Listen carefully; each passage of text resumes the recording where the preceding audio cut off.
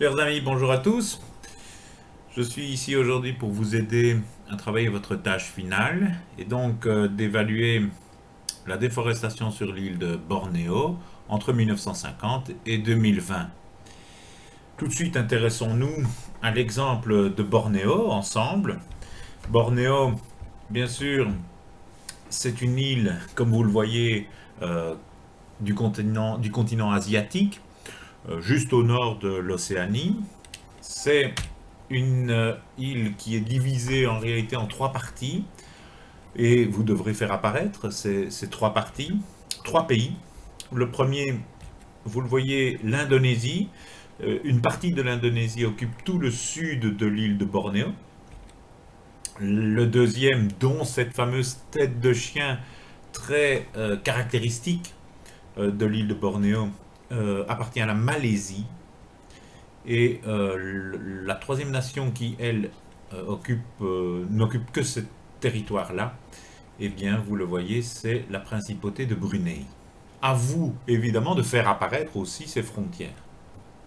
L'île de Bornéo, c'est la quatrième plus grande île du monde. Après, je vous laisse réfléchir 2 secondes en voyant le pays, avec l'Australie, le Groenland et la Guinée, la Nouvelle-Guinée, Papouasie. Ainsi, l'île de Bornéo, eh bien, ce sont de magnifiques paysages. En voici un pour la Malaisie, en voici un autre, d'ailleurs toujours pour la Malaisie, ramené de mes dernières vacances. L'île de Bornéo, c'est évidemment une des plus grandes, avec l'Indonésie complète, une des plus grandes zones de la forêt tropicale, telle que vous la voyez ici.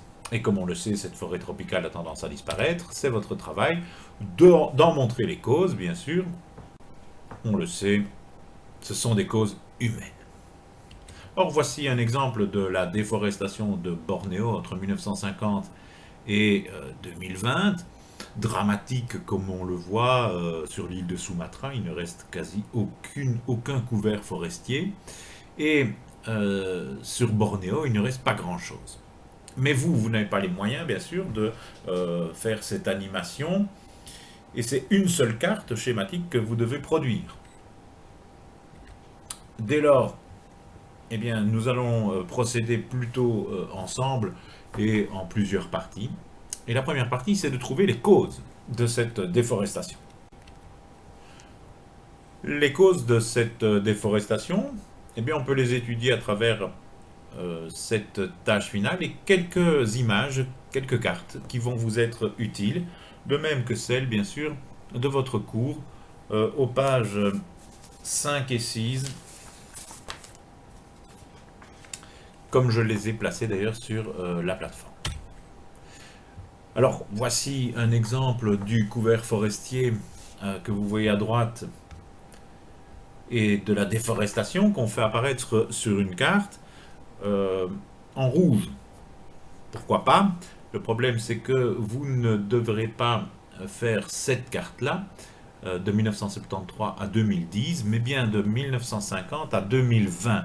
Et vous devez impérativement choisir de montrer une évolution, à savoir pourquoi pas 1973.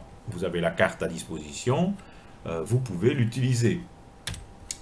Voici celle qui vous sera probablement le plus utile, puisque vous voyez le couvert forestier de 1950 qui évidemment couvre quasi toute l'île, et celui de 2020 plus dramatique. Attention que la copie ne laisse apparaître quelques zones ici en blanc qui sont en réalité l'eau.